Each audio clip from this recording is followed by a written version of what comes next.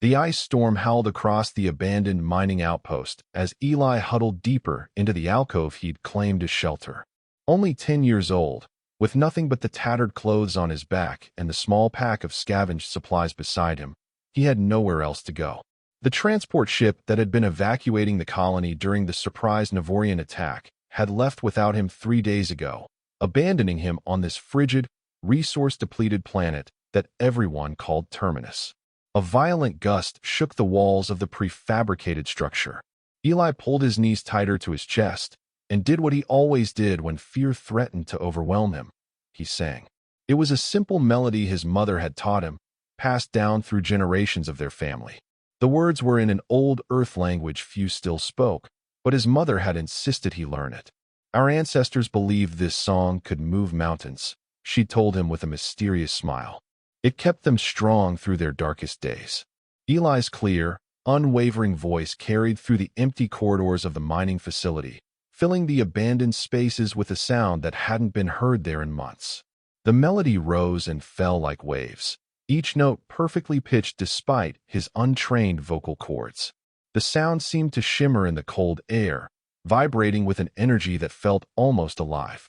Kilometers below the surface, in a chamber forgotten by time, something stirred.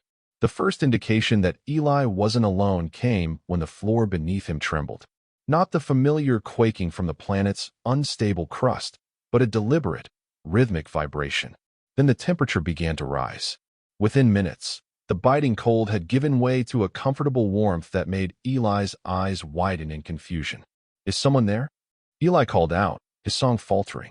The vibrations intensified, and a strange sensation crept into his mind, like tendrils of thought that weren't his own, probing, curious.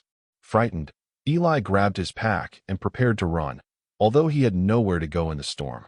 Then he heard it, not with his ears, but directly in his mind. A voice as ancient as the stars themselves. We have heard your song, small one. After 50,000 years, we awaken to the impossible, a true voice. Eli froze, his heart pounding. Who's there? A rumbling chuckle filled his mind. We are the Dracovar, the ones your kind would call dragons, though that word fails to encompass what we truly are. And you, young human, have awakened us. Before Eli could respond, the metal floor panel beside him slid away, revealing a tunnel that glowed with soft, golden light. Warm air rushed upward, carrying scents of earth and something else, something electric and alien. Come down, voice-bearer. The storm above grows stronger, and you cannot survive it alone. Eli hesitated only briefly. Death waited outside in the storm, and whatever lay below couldn't be worse than freezing alone in the dark. Clutching his pack, he lowered himself into the tunnel and found a spiraling ramp that descended deep into the planet's crust. As he walked downward, the ramp glowed brighter, illuminating his path. The air grew warmer, filled with a faint hum that seemed to resonate with his bones. After what felt like an hour of descent, the ramp opened into a vast cavern that stole Eli's breath away. The chamber stretched beyond what his eyes could see, its ceiling rising hundreds of meters above. Crystal formations jutted from the walls, pulsing with internal light in colors Eli had never imagined. But what dominated the space were the beings at its center. Dragons. 3 of them, each larger than the colony's largest mining vessel. Their scales shimmered with iridescent colors that shifted as they moved. One predominantly emerald, another sapphire, and the third a deep amber. Their eyes were multifaceted crystals that reflected the light of the cavern, and they regarded Eli with unmistakable intelligence. Welcome, voice-bearer. The amber dragon's thoughts resonated in Eli's mind. I am Verithar, eldest of the Dracovar on this world. With me are Seraphix and Dralen. The emerald and sapphire dragons inclined their massive heads in greeting. Eli's voice trembled as he spoke. My name is Eli Nakamura. I don't understand what's happening. You are the first true voice we have encountered in 50 millennia, Seraphix, the emerald dragon, explained. Her mental voice was melodic, with undercurrents of mathematical precision. The harmonic sequence in your song. It resonates with the fundamental frequency of our consciousness. My song? Eli asked, confused. It's just something my mother taught me. Your mother knew more than she revealed. Dralen, the sapphire dragon said. His mental voice was deeper, tinged with what Eli sensed was curiosity. The sequence you sang is encoded in your genetic memory, passed down through countless generations. It is no coincidence. Varathar moved closer, his massive head lowering to better examine the small human. Tell us, young Eli, what has happened to your kind? Why is a child alone on this world? Tears welled in Eli's eyes as he recounted the attack, how the Navorian warships had appeared without warning, how his parents had died getting him to the evacuation site, how in the chaos he had been left behind when the last transport departed. The Navorians have returned. Draylen's thoughts carried an edge of concern. After all this time, you know them? Eli asked, wiping his eyes. The dragons exchanged glances, a silent communication passing between them that Eli couldn't decipher. We knew them, Varathar finally responded. Long before your species achieved interstellar travel, the Navorians were already ancient. They were among the few races that recognized what we truly were, not mere biological entities, but living repositories of cosmic knowledge. The Navorians sought to extract our knowledge by force, Seraphix added. They failed, but not before causing great harm to many worlds. Eventually, they were driven back to their home systems by an alliance of species. We chose to enter dormancy, Draylen continued, to wait until the galaxy evolved beyond such conflicts. We scattered across countless worlds, burying ourselves deep where we could sleep undisturbed. And now we have been awakened. Varathar's thoughts carried a weight of decision. By you, Eli Nakamura, last human on Terminus. A child with the true voice. Eli struggled to comprehend the enormity of what he was hearing. But what does that mean? What am I supposed to do now? Varathar's crystalline eyes seemed to peer directly into Eli's soul. That depends on what you want, young one. We can help you survive here until rescue comes, if it comes. Or, Eli prompted when the dragon paused. Or we can take you from this place. The Dracovar are not bound by conventional space travel. We can bring you to safety, to other humans.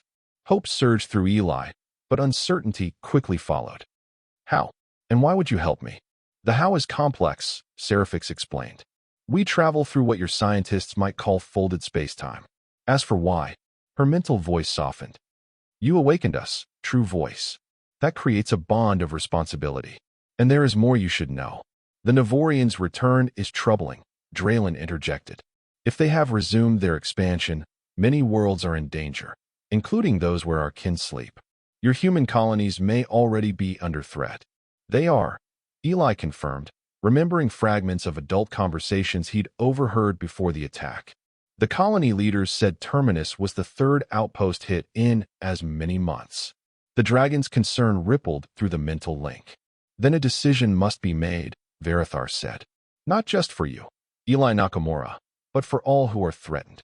Eli felt the weight of the moment press down on him. What decision? Whether the Dracovar will awaken fully and return to the stars, Varathar replied. After 50,000 years of sleep, we must decide if we will involve ourselves in the affairs of younger races once more. Isn't that your decision? Eli asked, confused by the implication that he had any role in this. The three dragons exchanged another silent communication before Seraphix addressed him again. Not entirely. The true voice is more than just a means to wake us, Eli. In the ancient compact between your ancestors and ours, it was agreed that the Dracovar would only return if called by one who could bear the burden of partnership. Partnership?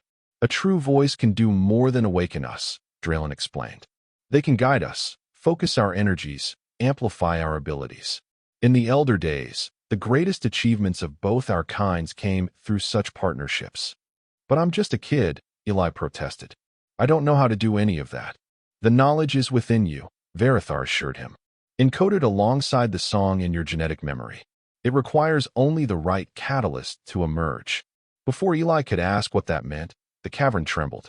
Dust and small fragments of crystal showered down from above. The Navorians, Draylen's thoughts were sharp with alarm. They have returned to the planet's surface. Eli's heart raced with fear. How do you know? We feel their energy signatures, Seraphix explained. Their technologies generate distinctive disturbances in the planetary field. They may have detected our awakening, Varathar said grimly. The energy release would have been substantial. What do they want? Eli asked, though he feared he already knew the answer. The same thing they have always wanted, Draylen replied. Knowledge and power. If they know the Dracovar are here, they will not leave until they have what they came for, or are destroyed in the attempt. Another tremor shook the cavern, stronger this time. In the distance, Eli heard the distinct sound of an explosion. They are using mining charges to access the deep shafts, Varathar observed. We have little time. Eli felt terror threatening to overwhelm him again, but something else was building inside him too, a resolve he couldn't explain. What do we do? We must leave this place, Seraphix urged. Varathar can transport us through the fold. We should seek other Dracovar, awaken them, prepare. No, Varathar interrupted. His massive head swung toward Eli. The decision is not ours alone. The true voice must choose. All three dragons focused their crystalline gazes on Eli, waiting. The cavern shook again. Eli closed his eyes, trying to think clearly through his fear. The weight of the moment pressed down on him, yet somehow, it felt right that he should be here, making this choice.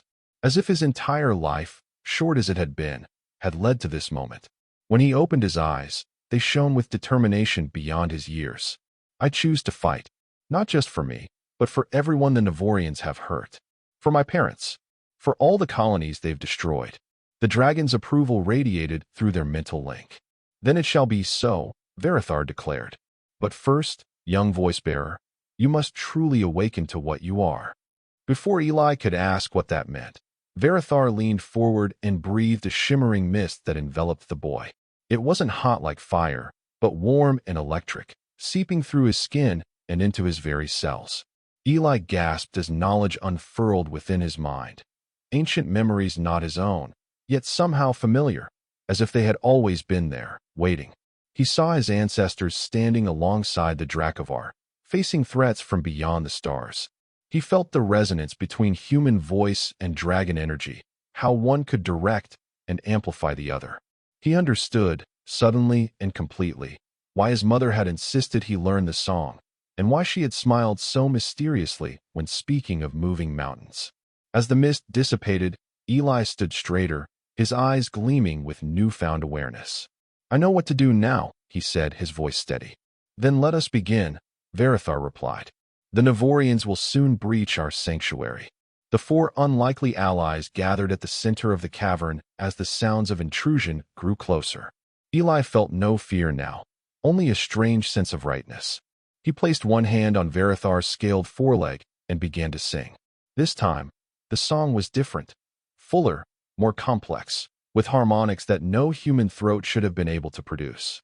The dragons joined in, not with sound but with energy that synchronized with Eli's voice, creating patterns of resonance that rippled through the cavern and beyond. As the first Navorian soldiers breached the outer chamber, they were met not with the helpless prey they expected, but with a manifestation of power not seen in the galaxy for 50 millennia. The battle for Terminus had begun. High above the planet's surface, aboard the Navorian command vessel, Admiral Vexus studied the sensor readings with growing concern. Explain this, he demanded of the science officer beside him. I cannot, Admiral, the officer admitted, her scaled skin paling with fear of failure. The energy signature matches nothing in our records. It's as if the planet itself has come alive. Vexus hissed in frustration. Terminus had been targeted as a simple cleanup operation. Eliminate any remaining human stragglers, salvage useful technology, and move on. The mining colony held no strategic value beyond being a convenient testing ground for their new planet cracker weapon. Yet now, something was interfering with their plans. Deploy the second wave, he ordered, and prepare the planet cracker for preliminary firing sequence. In the cavern deep below, Eli felt the shift in Navorian tactics. Through his newfound connection with the dragons, he sensed the gathering of destructive energy in orbit. They're going to destroy the whole planet, he realized aloud. Not if we reach them first, Draylen responded. The sapphire dragon's body began to shimmer, edges blurring as if he were becoming less solid. Is he disappearing? Eli asked in alarm. No, Seraphix explained. He is shifting into transit form to move through the fold. We all must do so to reach the Navorian ship. I don't know if I can, Eli began. You can, Varathar assured him. Remember what you have seen in the ancestral memories. The true voice guides the journey. Eli closed his eyes, accessing the newly awakened knowledge within him. He found the pattern, a specific harmonic sequence that would allow human flesh to traverse the fold without harm.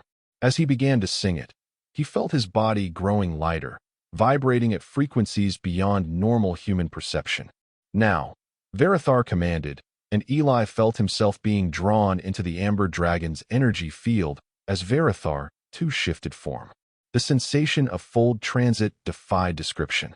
It was as if Eli had been disassembled into pure music, each note of his being flowing through a dimension where space and time were malleable concepts rather than rigid constraints.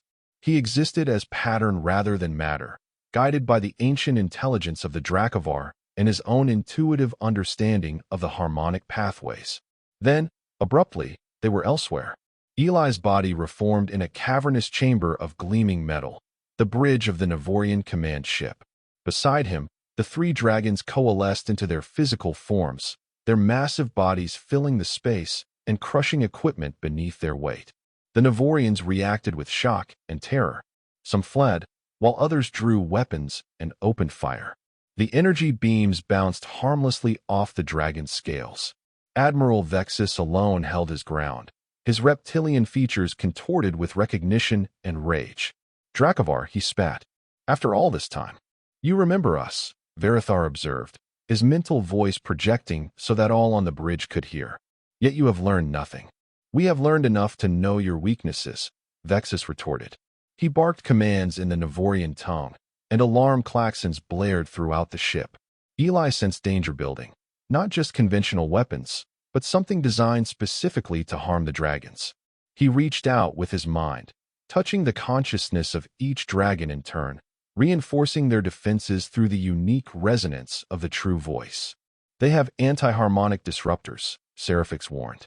"Technology designed to interfere with our energy patterns."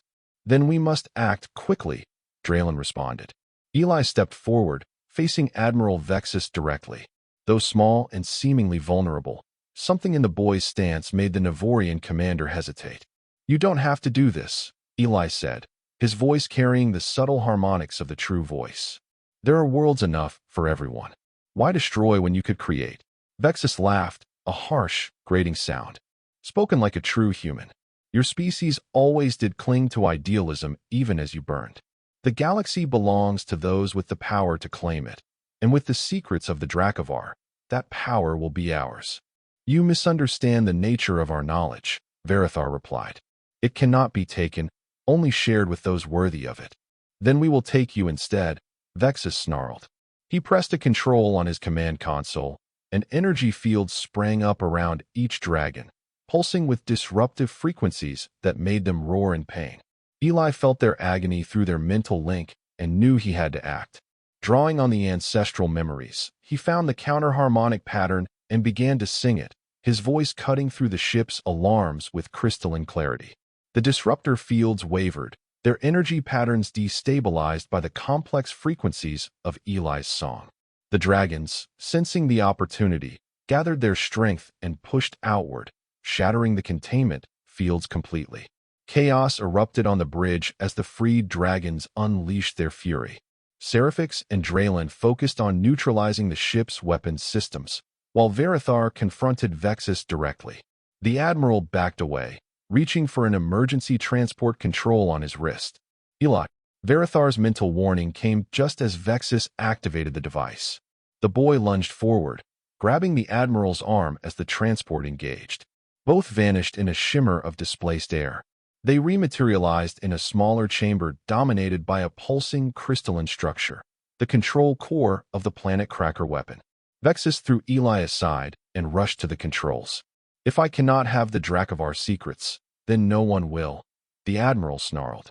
"This weapon will crack your precious planet open like an egg, dragons and all." Eli picked himself up, blood trickling from a cut on his forehead.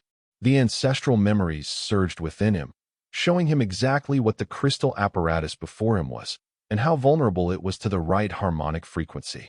As Vexus worked the controls, Eli began to sing.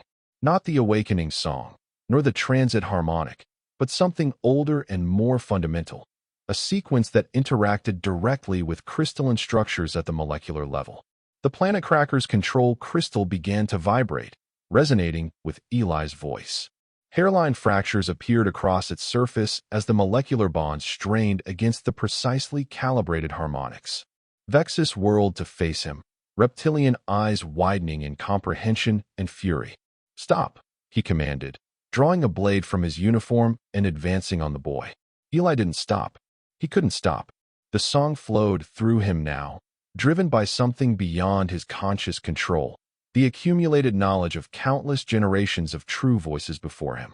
The Admiral raised his blade, but before he could strike, the control crystal shattered with a deafening report. Crystalline shards exploded outward, catching Vexus full in the chest and throwing him against the far wall. The chamber's lighting flickered as the weapon system failed catastrophically. Emergency sirens began to wail, and a computerized voice announced imminent core destabilization. Eli stood amid the destruction, his song fading as he realized the danger. The planet cracker's power source was becoming unstable. Soon, the entire ship would. Eli. The mental call came simultaneously with Verithar's physical appearance as the amber dragon forced his way through the chamber's doorway, crushing the metal frame in the process. "We must leave now." Without hesitation, Eli ran to the dragon, scrambling onto his foreclaw as Verithar lifted him. Behind them, Admiral Vexus stirred weakly, green blood pooling beneath his prone form. "What about him?" Eli asked, gesturing toward the fallen Navorian. Verithar's response held no mercy. "He has made his choice, as we have made ours." With that, the dragon began the shift into transit form, drawing Eli with him into the fold just as the chamber erupted in flames. The journey back through folded space was more controlled this time, guided by Eli's strengthening ability to navigate the harmonic pathways. They emerged in the cavern on Terminus, rejoining Seraphix and Draylen, who had arrived moments before. "The Navorian ship?" Eli asked as soon as he had fully materialized. "Destroyed," Draylen confirmed. The weapon's power source overloaded and triggered a cascade failure throughout their systems. "And the other Navorian forces on the planet?" "In disarray," Seraphix replied. "Without their command structure, they have lost cohesion. Some flee in their remaining shuttles, while others seek shelter from the storms." Eli felt no satisfaction at the news, only a hollow weariness. Despite everything he had learned and done in the past few hours, he was still just a 10-year-old boy who had witnessed too much death. Verithar sensed his distress. "You fought well, young voice-bearer. Many lives will be saved because of what happened here today. But it's not over, is it?"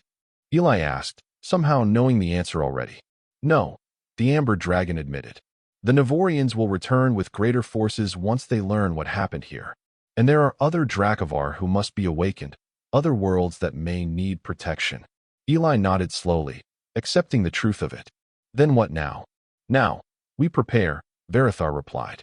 "We will teach you to fully master the true voice, and you will help us awaken our kin across the stars. Together, we will stand against the darkness, as our ancestors once did. And we will find your people," Seraphix added gently. "You are not alone anymore, Eli Nakamura." For the first time since the colony's fall, Eli felt hope, not just for himself, but for all the worlds threatened by the Navorian advance.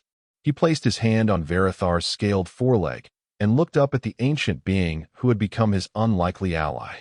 "I'm ready," he said simply. And deep within him, the song of the true voice stirred once more, preparing for the battles to come. 6 months had passed since the battle on the Navorian command ship. Eli stood at the entrance of a vast mountain cavern on Lysithea, a verdant world far from Terminus. His appearance had changed. He'd grown taller, his once skinny frame now wiry with muscle. His eyes held knowledge beyond his years. "Are you certain they're here?" Eli asked, directing his thoughts toward Verithar, who loomed beside him in the early morning light. "Yes," the Amber Dragon replied. "I sense their dormant energy. 3 more of our kind sleep within this mountain." Eli nodded and stepped forward.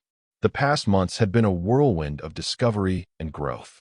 They had traveled to 4 worlds, awakening 7 more Dracovar. With each awakening, Eli's understanding of his abilities as a true voice had deepened. "Remember," Seraphix cautioned from behind them, "the Navorians have intensified their hunt. Their spy drones were detected in this system just days ago. All the more reason to proceed quickly, Draylen added. The Sapphire Dragon had become particularly protective of Eli, having saved the boy from a Navorian ambush on their last mission. Eli took a deep breath and began to sing. The awakening song had become second nature to him now, his voice carrying the complex harmonics with effortless precision. The mountain trembled in response, dust cascading from the cavern's ceiling as the slumbering dragon stirred. 3 pairs of crystalline eyes opened in the darkness, gleaming with ancient awareness. Eli continued singing, guiding the awakening process as Verithar had taught him. When he finished, 3 dragons emerged, one with scales like burnished copper, another pale as moonlight, and the third a deep violet that seemed to absorb light. "Welcome back," Verithar greeted them. "I am Verithar, and with me are Seraphix, Draylen, and Eli Nakamura, a human true voice." The copper dragon's thoughts touched Eli's mind first, curious and cautious. A human child? The true voice manifests in one so young. "Judge not by his years, Karivan," Verithar responded. "Eli has already faced the Navorians in battle and prevailed. The Navorians have returned." The white dragon's mental voice was sharp with alarm. "Then our awakening comes none too soon. I am Lumina, and I sense this is no ordinary awakening." "It is not," Seraphix confirmed. "The Dracovar are gathering once more. 11 of us are now awake, with more to follow." The violet dragon, who introduced himself as Nocturne, focused his gaze on Eli. "Tell us, young voice-bearer, what has transpired since our slumber began?" As Eli explained the situation, the Navorian expansion, the attacks on human colonies, their mission to awaken the scattered Dracovar, he sensed a growing tension among the newly awakened dragons. "The galaxy has changed much," Lumina observed when he had finished. "Yet some conflicts remain eternal. We cannot face the Navorians alone," Karivan declared. "Even with all Dracovar awakened, we would be outnumbered. We need allies, as we had in the ancient war." "The humans stand with us," Eli said firmly. "Once we make contact with their central worlds." That had been their plan from the beginning, to gather enough Dracovar strength to approach Earth and its colonies safely, to form an alliance against the Navorian threat. But so far, they had remained on the fringes of known space, avoiding detection while they built their numbers. "The boy speaks truth," Nocturne agreed. "But I sense there is something you have not told us, Verithar.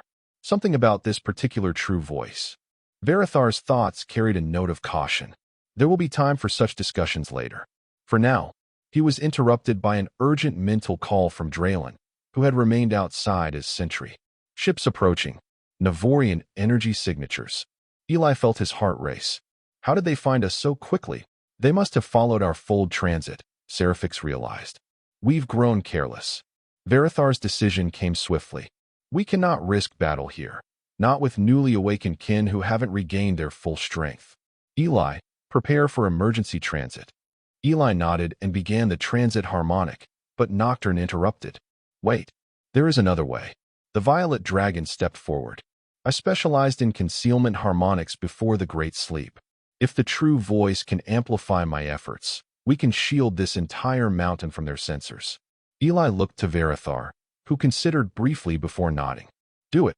Under Nocturne's guidance, Eli modified his song, weaving in new patterns that felt like shadows given voice. The air around them shimmered as the concealment harmonic spread outward, enveloping the mountain in a field that bent light, sound, and sensor waves around them. "Remarkable," Lumina whispered in their minds. The boy adapts the harmonics instinctively.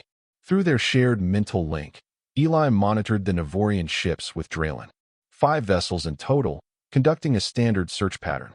Minutes stretched into an hour as they maintained the concealment field. Finally, the ships departed, moving to search another sector. When they were certain the danger had passed, Eli let the harmonics fade, sagging with exhaustion. Creating and maintaining such a large field had drained him considerably. "You've grown stronger," Verithar observed with approval. 6 months ago, such an effort would have been beyond you." "Indeed," Nocturne agreed, studying Eli with new interest. "This confirms what I suspected. He is not merely a true voice, he is the true voice, the one foretold." The other dragons stirred at this pronouncement, their mental reactions a mixture of awe and disbelief. The prophecy? Karivan questioned. You cannot be certain. What prophecy? Eli asked, looking between the dragons in confusion. Varathar sighed, a sound like distant thunder. We had hoped to wait until you were older, more prepared. But perhaps Nocturne is right. You should know. Before the great sleep, Seraphix explained gently. Our eldest seer, Chronix, shared a vision. She foresaw that after 50 millennia of dormancy, the Dracovar would be awakened by a unique true voice, one born of a broken world, orphaned and alone, yet carrying within them the potential to unite all harmonic patterns. This true voice, Draylen continued, would either lead the Dracovar to a new age of cooperation with the younger races, or what? Eli prompted when the dragon hesitated. Or oversee our final extinction, Nocturne finished solemnly. The choice would rest with the voice-bearer alone. Eli felt the weight of their gazes, 7 ancient beings watching him with expressions ranging from hope to uncertainty. That can't be about me. I'm just a kid who got lucky. Are you? Lumina challenged. Consider what you've accomplished already. No ordinary true voice could have mastered the harmonics so quickly, adapted them so effectively. The prophecy also spoke of the voice-bearer's age, Karivan added. Young enough to see with unclouded eyes, old enough to bear the burden of choice. Eli shook his head, overwhelmed. I don't want this responsibility. I just wanted to survive, to find other humans, to stop the Navorians from hurting more people. Varathar moved closer, his massive head lowering until one crystal eye was level with Eli. And that is precisely why it must be you, young one. You did not seek power, it found you. Those who hunger for power are seldom worthy of it. Before Eli could respond, a new presence touched their mental link, another Dracovar, one they had awakened on a moon of gas giant Caliban weeks earlier. Varathar, came the urgent thought. The Navorians have discovered the human central colony of New Terra. They mass for a full-scale invasion. Alarm rippled through the assembled dragons. New Terra was the largest human settlement outside the Sol system, home to millions. When Varathar demanded, 3 days, by their time, their fleet gathers at the edge of the Vega system. Eli's determination hardened. We have to warn them. More than warn, Draylen said. We must defend. This is the moment we've prepared for. But we are only 11, Seraphix countered. Against a full Navorian invasion fleet? 12, corrected Karivan. There is another of our kind in hibernation near the Vegas system, Tiamat, one of our greatest warriors. Even so, Lumina argued, we would be overwhelmed by their numbers. All eyes turned to Eli, and he knew they were waiting for him to make the choice that the prophecy had foretold. He closed his eyes, searching the ancestral memories that had been awakened within him, seeking guidance. What he found was not a single answer, but countless examples of humans and Dracovar working together, combining their unique strengths. The true voice was never meant to be a solitary power, but a bridge between species. Eli opened his eyes, decision made. We won't fight alone. We'll awaken Tiamat. Yes, but then we go directly to New Terra. We reveal ourselves to the humans, tell them everything. About the Dracovar, about me, about the Navorian plans. Together, we stand a chance. It is risky, Nocturne cautioned. Humans have changed much in 50,000 years. They may fear us, attack us. Some might, Eli acknowledged. But most will listen when their survival depends on it. Trust me, I know my own kind. Varathar's approval radiated through their link. Then it is decided. We fly to Vega, awaken Tiamat, and then to New Terra. The time for hiding is over. The journey to the Vega system pushed Eli's transit harmonics to their limit. Guiding 12 massive Dracovar through folded space required precision he had never before attempted. When they emerged in orbit around a barren moon where Tiamat slumbered, Eli was drenched in sweat, his voice hoarse. Awakening the warrior dragon went smoothly. Tiamat had been placed in a lighter dormancy than most, as a final guardian should the worst occur. Her scales gleamed like polished obsidian, and her mind voice carried the edge of one accustomed to command. The Navorians move against the humans? She asked after the situation was explained. Then we have no time to waste. I know their tactics. They will strike hard and without mercy. With Tiamat's counsel, They formulated their approach to New Terra. A direct appearance over the capital would cause panic, so instead, they would emerge at a remote military installation and make contact with human authorities there. As they prepared for the final transit, Eli felt Verithar's concern through their link. "Are you certain you're strong enough for this jump? You have pushed yourself hard today." Eli nodded. "I have to be. Millions of lives depend on us arriving in time." The full transit to New Terra was the most difficult yet. As they traveled through the harmonic pathways, Eli sensed distortions, evidence of massive energy displacements ahead. The Navorians, Tiamat warned. They've accelerated their timeline. The attack has already begun. When they emerged in New Terra's sky, chaos greeted them.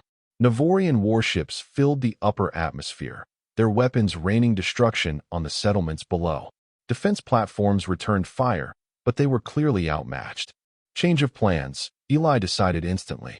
"We engage now." Without waiting for discussion, he launched into a battle harmonic, one he had practiced but never used in actual combat. The dragons responded immediately, their bodies shimmering with energy as the true voice amplified their natural abilities. Verithar, Draylen, and Seraphix took the lead, having fought alongside Eli before. They streaked toward the nearest Navorian vessel, their enhanced energy fields tearing through its shields as if they were paper. The other dragons followed their example, each selecting targets across the battlefield. On the planetary surface, human defenders watched in astonishment as 13 immense, shimmering beings, 12 dragons, and one small human figure suspended in an energy field, tore into the invading fleet with devastating effect. The Navorians, caught completely by surprise, attempted to regroup. Their flagship, a massive dreadnought, launched concentrated energy beams at the dragons. Tiamat took the brunt of the attack, her obsidian scales absorbing the energy before she redirected it back at its source, rupturing the dreadnought's power core. Through it all, Eli maintained the battle harmonic, directing the dragon's efforts like a conductor leading an orchestra of destruction. Each note, each modulation of his voice, translated to precise adjustments in the dragon's attacks. But the strain was immense. Blood trickled from Eli's nose as he pushed his abilities beyond their previous limits. Verithar sensed his distress and moved closer, lending his strength through their mental link. "Eli," the Amber Dragon urged, "you must pace yourself. This battle cannot be won in a single moment." "No choice," Eli gasped between harmonic phrases. "Their reinforcements are coming. Feel it." Verithar extended his senses and realized Eli was right. A second wave of Navorian ships was emerging from hyperspace at the system's edge, at least twice the number of the first wave.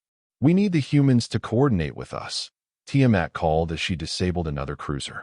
"My scans show they have significant orbital defenses that are firing indiscriminately at us as well as the Navorians." Eli nodded and modified the harmonic, opening a portion of his mind to broadcast directly to the human communication frequencies. "New Terra Defense Command," he projected, his voice carried on carefully modulated energy waves. "This is Eli Nakamura, true voice of the Dracovar. We are not your enemies. We fight the Navorians. Coordinate your fire with our movements." There was a moment of stunned silence before a response came. "This is Admiral Chun of New Terra Defense. What the hell are those things, and who are you?" "No time to explain everything," Eli responded. "The dragons are ancient allies of humanity. More Navorian ships are coming. Trust us or lose your world, your choice." Another pause, then, "Sending targeting data now. Don't make me regret this, kid." With the human defenses now coordinating with them, the tide began to turn. Massive defense platforms concentrated their fire on Navorian vessels emerging from hyperspace, while the Dracovar handled those already engaged. But the Navorians were adaptable. Their remaining ships began to form into a tight formation, combining their shield technologies to create an impenetrable energy bubble. "They're consolidating for a final push," Tiamat warned. "If they reach the atmosphere in that formation, they can deploy their ground forces en masse." Eli knew what had to be done. Drawing on the deepest ancestral memories, he found a harmonic pattern so complex and dangerous that it came with explicit warnings. The sundering voice, capable of disrupting matter at the molecular level, but at great risk to the voice bearer. "Verithar," he called through their link. I need all of you to form the Dragon's Crown formation, like in the Battle of Antares. The Amber Dragon's alarm was immediate. Eli, no. The sundering voice could kill you. Your human physiology isn't designed to channel such energies. Do we have a choice? Eli countered. Millions will die if those ships land. A moment of silent communication passed among the Dracovar before Varathar reluctantly agreed. We will support you. Contain the backlash as much as possible. But Eli, be careful. The 13 dragons formed a circular pattern around Eli, their bodies creating a living amplifier for what was to come. Eli took a deep breath, centered himself, and began the sundering voice. The harmonic was unlike anything he had attempted before. Notes that seemed to exist between conventional tones, rhythms that defied normal time signatures. As he sang, reality itself appeared to warp around him. The air crackled with energy that branched like lightning between the dragons. The focused harmonic struck the Navorian formation like a spear of pure dissonance. Their combined shields flickered, strained, and then shattered completely. But the harmonic didn't stop there. It continued into the ships themselves, disrupting the molecular bonds of their hulls. Vessels began to break apart, not from explosions, but from fundamental structural failure. In the center of the Dragon's Crown, Eli fought to maintain control of the harmonic while blood now flowed freely from his nose, ears, and eyes. The strain was tearing him apart from within, but he refused to stop until the threat was eliminated. When the last Navorian ship dissolved into molecular dust, Eli finally released the harmonic. He collapsed, unconscious, into Varathar's waiting claws. 3 days later, Eli awoke in a medical facility on New Terra's surface. Beside his bed sat a middle-aged woman in a military uniform adorned with admiral's insignia. "Welcome back to the land of the living, Mr. Nakamura," she said. "I'm Admiral Chun. You and your friends have caused quite a stir." Eli tried to sit up, but found himself too weak. "The dragons? Are they?" "Outside the city, under heavy guard but unharmed," Chin assured him. "The Amber One, Varathar, refused to leave the planet until you recovered. He's been answering our questions, telling us some rather incredible stories." "All true," Eli managed, his voice barely a whisper. Chin nodded. "I believe you. After what we all witnessed, it would be foolish not to." She paused, studying him. "He says you're something called a true voice. That you're the reason they awakened after all this time. It's complicated." "I'm sure it is." Chin's expression softened slightly. "You saved millions of lives, son. Whatever else happens, remember that." Over the following weeks, as Eli recovered his strength, representatives from Earth and all human colonies came to New Terra. The revelation that ancient, powerful beings had been sleeping beneath their worlds, and that they had now awakened, caused initial panic, but the Dracovar's role in defeating the Navorian attack could not be denied. A formal alliance was established. The Dracovar would help defend human worlds against the Navorian threat, while humans would assist in awakening the remaining dragons scattered across the galaxy.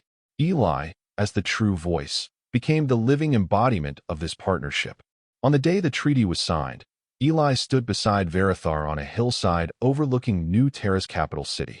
The setting sun cast long shadows across the landscape, giving it an almost dreamlike quality. "Do you still think about that prophecy?" Eli asked. "About how I could either save or destroy the Dracovar?" "Sometimes," Varathar admitted. "But I believe you've already made your choice, young one. The path forward is one of cooperation, not dominance or extinction." Eli nodded, watching the lights of the city begin to twinkle in the gathering dusk. "I never wanted to be special, you know? I just wanted a family again. And now you have too," the Amber Dragon observed. "Human and Dracovar." As stars appeared in the darkening sky, Eli thought about the journey ahead. The Navorians would return with greater forces. More dragons remained to be awakened. The alliance was fragile, built on necessity rather than trust. But for the first time since losing his parents, Eli felt truly hopeful. He reached out and placed his hand on Varathar's scaled foreleg, feeling the ancient being's warmth. "Together," he said simply. "Together," Varathar agreed. And across the stars, the song of awakening prepared to sound once more. And that was the end of the story. If you listened all the way to here, don't forget to leave feedback about what you thought of the story in the comments, whether positive or negative. Your feedback helps us improve. Also, leave your like and subscribe to the channel for more stories like this one. And I'll leave here on the screen another video that I'm sure you'll like. Big hug, and see you in the next story.